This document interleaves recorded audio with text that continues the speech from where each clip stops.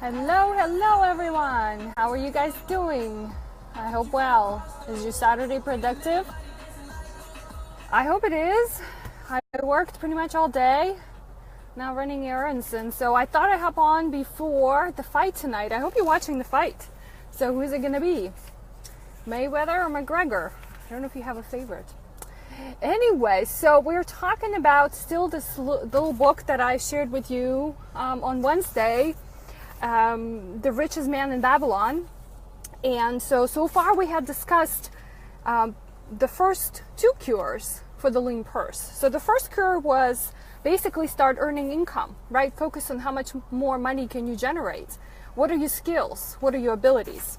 The second cure was to make sure that you can control your expenditures, right? That's what I'm always advocating. Know where you're spending your money. And so today's cure is what we're talking about, and that's called make thy gold multiply. And so if I had to translate that into current words, hi, whoever's just joined, I can't see you, say hello. That means we have to start investing. Hi, Greg. So what does that mean, right?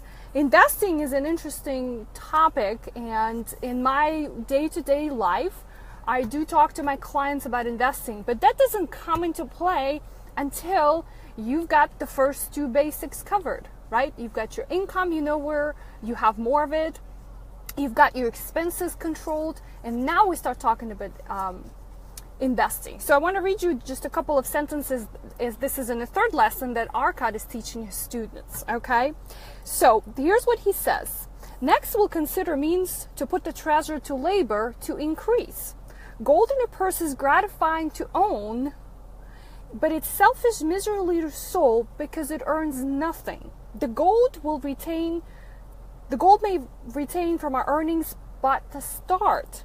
The earnings will make shall build our fortunes. So what he's trying to say is that you can stash your investments or money for investments, but unless you make smart choices and smart investments, then there's not going to be a whole lot of profit. So in financial planning, right, or in general, how I approach investing is to understand what your goals are, right? Because there are different types of investments, and I'm not going to go into talking in details what they are, because that's a whole session on its own, but really understand investments in terms of time. Okay, so if you have understanding what your goals are, and they are typically fall in three categories: short-term goals, mid-term goals, and long-term goals. Okay, so if you understand what your goals are in all of those timelines, and the short-term goal is something that will happen in the next 3 years, mid-term is 3 to 5 years, and longer term I'm probably thinking 7 years plus. So once you understand what your goals are, then you can align your investments with each of those timelines. For example, a goal that's going to take place in the next 3 years, let's say you wanted to buy a car. It's a very simple example. And you're trying to save money so that you have enough to achieve that goal. Well, guess what? The type of investment that I would recommend has nothing to do with taking a lot of, oh my goodness, Dwayne, finally you joined me live. Hi, April. So the type of investment I would recommend for that particular goal, it will be something very, very simple. It wouldn't be a sophisticated type of stock or a mutual fund or exchange traded fund. We're not even going there, because we need to make sure that the money is available when you need it. So, but my idea first, again, remember the first two cures, we need to make sure there's enough income coming in. We need to understand that you guys know where your spending is at. And the very, very first investment I would like you to make is to make sure you have your emergency fund in place. You've heard me talk about this, a curveball account, right? This is for one of those times when a life throws you a curveball and you'll be prepared to handle it. So an emergency fund, it's very boring. It's very simple. It's a savings account that has hopefully 3 to 6 months worth of living expenses, okay? So why don't we focus on that being your first goal, okay? And then once you achieve that goal, then we can start focusing on everything else. I know that a lot of you guys are saving in retirement accounts and whatnot, and that's fine. Continue doing that.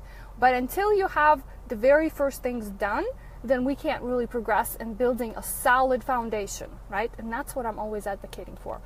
I appreciate you hopping on. We're still talking about this cute book. I'm going to continue for the next couple of days. I hope you're enjoying it.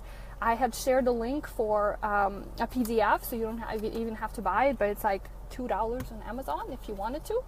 So I hope you're finding this useful. This is Anna, and it's my daily juice show. I hope you guys watching the fight tonight. So let's stay in touch, and I will see you tomorrow. Dwayne, thanks for joining me live. I really appreciate it. Greg, you too. Take care, guys. Have a good night.